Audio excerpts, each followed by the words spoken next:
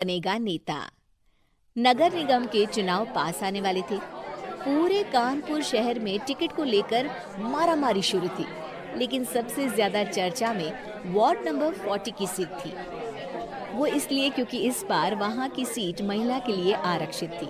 अब सवाल ये था कि चुनाव लड़ेगा कौन। इससे पहले ठाकुर साहब वहां से पार्षद थे और इस बार उन्होंने अपनी पत्नी सीमा ठाकुर को टिकट दिलवाई और ठाकुर साहब की शान के कारण सीमा जी ने 20,000 वोटों से चुनाव जीत लिया। अरे बधाई हो सीमा भाभी, अब तो आप वार्ड की पार्षद बन गई हैं। अब तो हमारे काम आप ही करवाएंगी।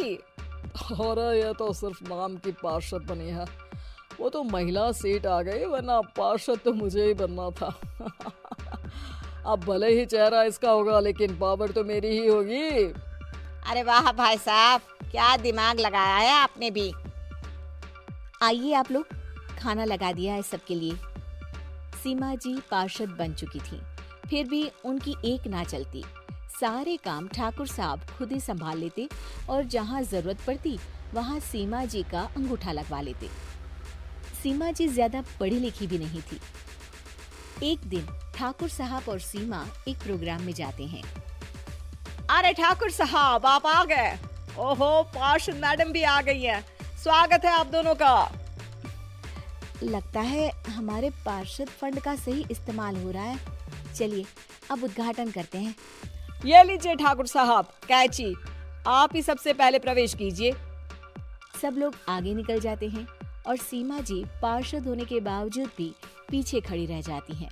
वो देखती हैं कि वेलकम बोर्ड पर उनका नाम है, लेकिन महिला होने के कारण कोई उनका सम्मान नहीं कर रहा। अगले दिन एक आदमी उनके घर आता है। अरे ठाकुर साहब नमस्कार। कल ना हम नोटिस किए कि हमारा घर तो अवैध है और नगर निगम वाले उसे तोड़ने आ रहे हैं। अरे कुछ कीजिए ना ठाकुर साहब। देखो भाई, मैं तो ज्यादा कुछ कर नहीं सकता, पर अगर तुम सबकी जेब गर्म कर दो तो कुछ हो सकता है। कुल मिलाकर 4 लाख लगेंगे। अरे 4 लाख ठाकुर साहब? अरे भाई, मैं अपने लिए नहीं मांग रहा हूँ। दरोगा है, इंजीनियर बाबू है, बड़े साहब है, सबको देना पड़ता है ना थोड़ा थोड़ा। बोलो है मंजूर? तभी वहाँ अचानक सीमा जी आ जाती हैं। अरे ये आप क्या कर रहे हैं? पहले इन्हीं लोगों से तो आपने वोट मांगे, अब इनसे ही पैसे ले रहे हो। अरे चुप रहो तुम, तुम्हारा काम है सिर्फ अंगूठा लगाना, तुम वही किया करो। मुझे दूसरे काम तुम मत सिखाओ, समझी? और तुम ना जाओ, अब पैसे लेकर आओ, वरना जेसीबी किसी भी वक्त आती होगी। सब कुछ ऐसे ही चलते रहता है। एक दिन सीमा जी और ठाकुर साहब को एक लोकल मीटिंग में बुलाया जाता है। वहां पर कई और अधिकारी लोग भी मौजूद रहते हैं। अब मैं चाहूंगा कि ठाकुर साहब हमारे बीच 2 शब्द कहें।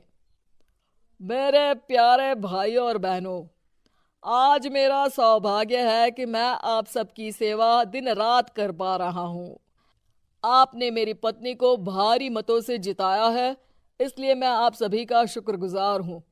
मैं आप सबसे वादा करता हूं कि हमेशा की तरह हमारे वार्ड में किसी को कोई तकलीफ नहीं आने दूंगा।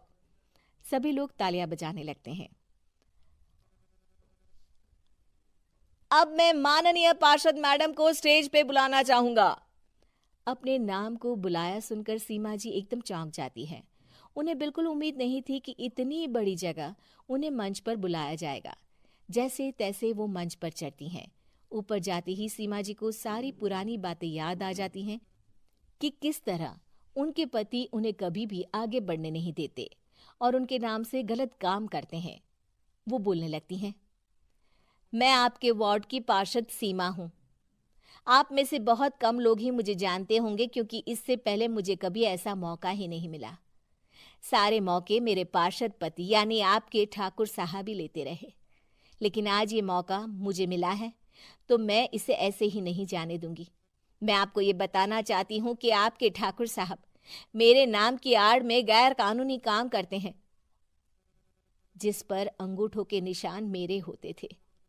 इसीलिए मैं अपनी गलती मानती हूँ और आज अपने पद से इस्तीफा देती हूँ, ताकि आगे से कोई गलत काम ना हो पाए। अब फैसला आप सबके हाथ में है कि आप हमें क्या सजा देना चाहते हैं। सीमा जी की बातें सुनकर ठाकुर साहब के चेहरे का रंग उड़ जाता है और वो शर्म से मुंह नीचा करके वहां से चले जाते हैं और पद से इस्तीफा देकर ही सही सीमा जी अपने आप में आत्मविश्वास महसूस करती हैं।